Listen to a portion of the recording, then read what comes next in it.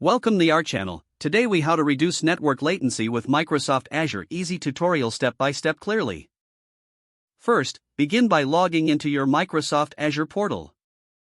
Once logged in, navigate to the dashboard section. Look for the Create a Resource button on the upper left corner.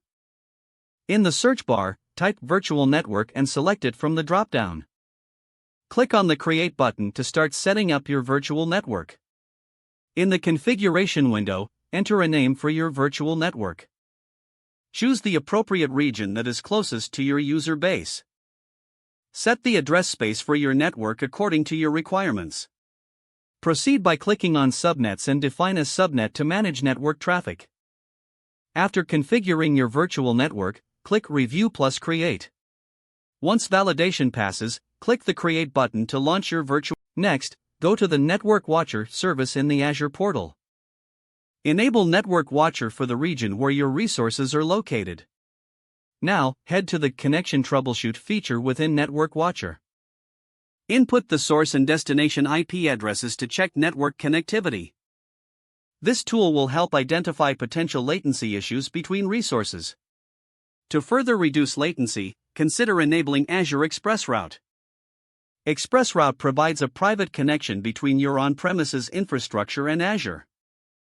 You can find this option by searching for ExpressRoute in the Azure portal.